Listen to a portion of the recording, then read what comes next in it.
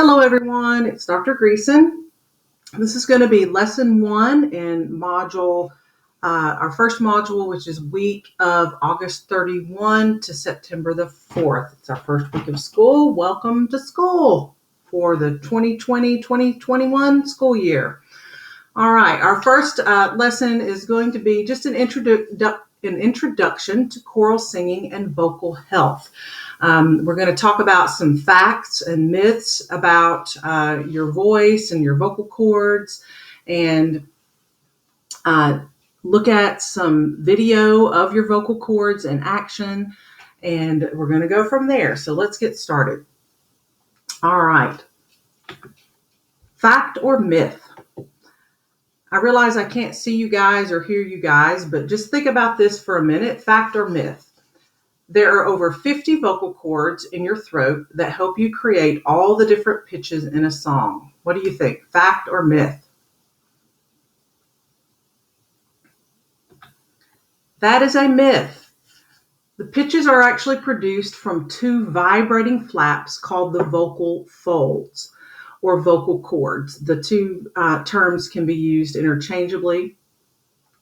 You have two inside your larynx or your voice box in your throat. You have these vocal folds that vibrate together when air is pushed through, and that's what vibrates and creates the sound that comes out of your mouth when you sing or even when you speak. Number 2, fact or myth?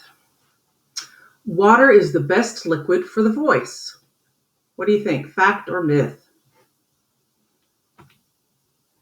Yeah, it's a fact. Seems pretty common sense, actually. Water provides hydration to the vocal folds, making them flexible and healthy. It's always a good idea to maybe carry a little bottle of water around with you, especially when you are preparing to sing or have a big performance. I always drink a lot more water right before I'm getting ready for a big performance to keep me my voice hydrated, and it's also good for your body. But I do like coffee, and caffeine is probably not the best thing for your voice, but I do drink at least 1 cup of coffee in the morning, but then try to drink some water or even some flavored water to counteract that caffeine throughout the day. But water is really good for you guys, and you need to start, especially when you're singing, think about maybe keeping a water bottle with you so that you can stay hydrated, all right? Fact or myth? Whispering is the best option whenever you're losing your voice. What do you think? Fact or myth? This is actually a myth.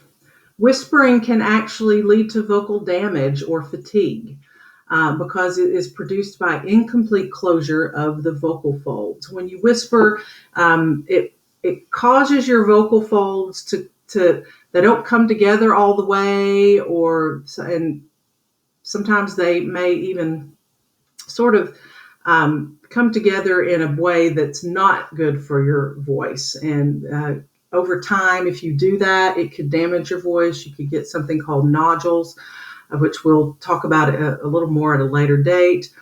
So try not to whisper even when your voice is feeling tired. Then that just means you need to talk and sing less until you feel a little bit better, rather than whispering, because that's not a good thing. Fact or myth? Singing and speaking require the same amount of air. Fact or myth? That's a myth. Singing actually requires a lot more air and better breath control than when you speak. The louder the sound, the less air you actually use. Singing is, normally we tend to speak maybe even louder than we sing, but we'll get into that about singing when we get into dynamics and how much air it takes to sing more softly than it does to sing loudly. So you don't use as much air when you sing louder. But we'll also be talking more about breath and breath control in a later lesson as well. But singing requires more air and better breath control than speaking. So that's a myth. Fact or myth, vocal cracks are normal and do not hurt your voice. So that with a crack, that means as you're singing, your voice actually kind of breaks or cracks as you're singing up and down a scale. Is that a fact or myth? That's actually a fact. Voice cracking is normal, and cracks and breaks start to diminish as you train. Unfortunately, our male voices have this naturally. A lot of times when men go through their voice change, it's a lot more obvious than it is for women. And sometimes their voice cracks and goes, but that is something that's normal. Something that is also normal in singing is voice cracking, especially if you have not been singing for a long time, or if you're singing in a range that you're not used to singing in. Your vocal folds, your vocal cords are like any other muscle in your body. The more you use them, the stronger they will become. And certain parts of our vocal folds that are used in the different ranges can be a little bit stronger than others. And so when you start to sing a little bit higher and you're not used to singing up in that higher range, in the beginning, your voice may crack a little bit. Don't freak out. That's going to be okay as long as it doesn't hurt. If it ever hurts when you're singing and it's, you feel like you're straining your voice, you probably do need to stop and take a little break, because maybe we need to look at that you're not doing something right, and we need to look at that, and you need to share that with me, and we'll try to get together and go through that. But just cracking in general, when it's in a range that you're not used to singing in, that's going to be normal. And that's why as you go through, the more you sing and the more you try to stretch your range and keep singing up there in those in the higher or lower range that maybe you've not done before, you're going to notice over time, as you keep trying to do it, you're going to gain a couple of notes here and there over time. So that is normal, though, for your voice to crack. And that's why we practice. And I'm also going to go through some warm-ups. I'm going to post some warm-up videos for you guys that you can use at home to be able to practice and warm up at home, and to be able to help stretch your range as well. All right. So don't freak out if your voice cracks a little bit sometimes when you start to sing. All right. Here is a little diagram of your vocal anatomy.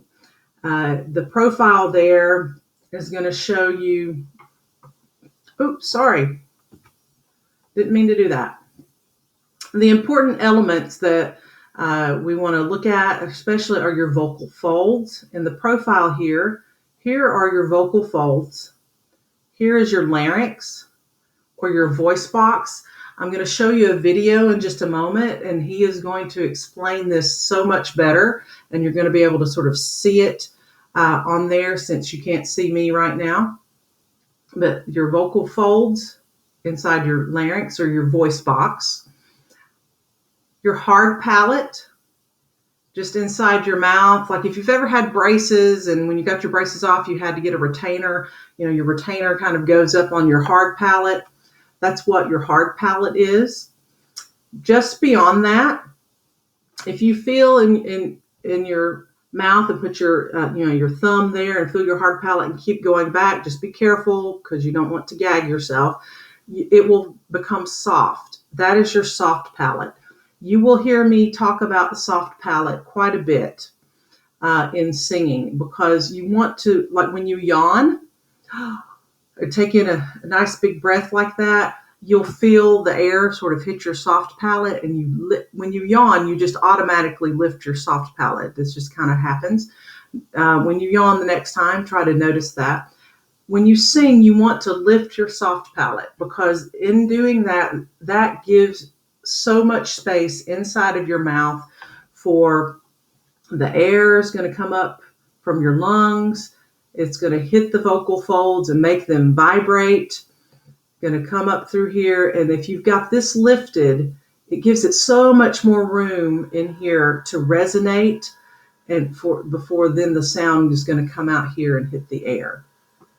Here we have it shows the inside. Here are your vocal folds. They're going to be closed when you swallow, because when you don't want food to get down there. And here is when the air is causing the vocal folds to vibrate between open and closed positions when we talk. And you're going to see that much better on the video. And here is the vocal folds are open when we just breathe quietly. Okay?